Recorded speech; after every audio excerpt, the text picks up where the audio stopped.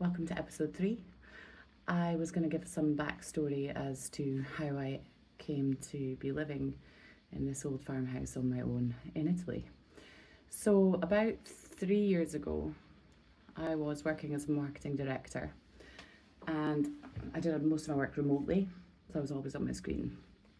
And all of a sudden, out of nowhere, I got a really bad headache and started to feel extremely dizzy. I got so dizzy that I felt like I was going to throw up, and I had to run to the toilet and throw up. And basically that became my life for the next 2.5 years.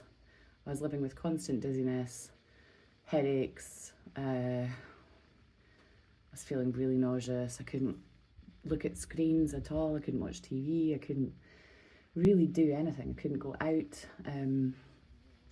If there was too much going on visually, like I just got really ill and my headaches got worse.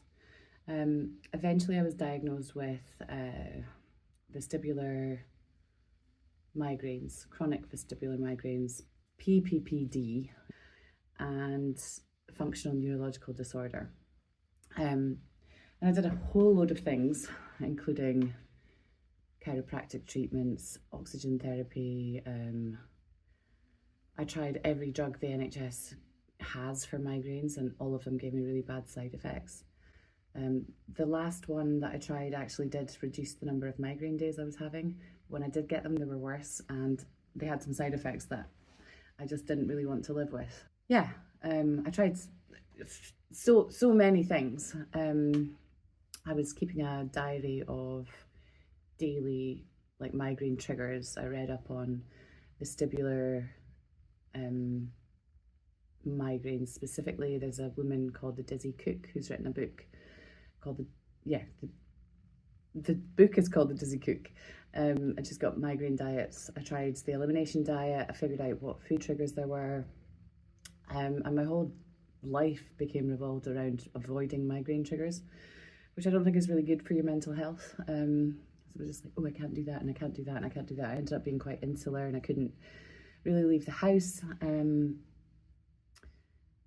Yeah, it was a pretty miserable couple of years, and some physiotherapy really helped me. Vestibular physiotherapy, concussion physiotherapy. I did have a few concussions the few years before this all started. The jury's out on exactly what caused it. Over time I managed to do 5 minutes on a screen, and then over 2.5 years I got up to about an hour on a screen, which is where I'm at now. I can't really do more than an hour. I turned to AI and got it to look at my daily migraine tracking log and asked it to show me correlations, and it basically highlighted that high humidity, anything over 70%, gave me an 89% chance of having a migraine. So that's a big one. And then I can't remember the percentage, but I think it was 30% or 35% chance of having a migraine if the barometric pressure was below 1005 millibars of pressure. So in Scotland, that's the normal weather. So I asked AI where has the most number of days throughout the year without those, and it said this area along the Alps, basically, within a few hundred miles of the Alps, through France, Italy, Switzerland and Austria. So then I looked at what could I afford. Obviously I can't get a mortgage without a job, so that left rural France and rural Italy. And then I had to figure out how I could make money. And so the best plan I could come up with was a house I could afford to buy with my savings, and then use the money of selling my house to do it up into something worthy of renting out as a B&B or a holiday let. When I saw this property, I thought this is the perfect one. It's beautiful, it's got the potential to be absolutely lovely, and it's got this amazing view. So that is essentially what led me to move to Italy.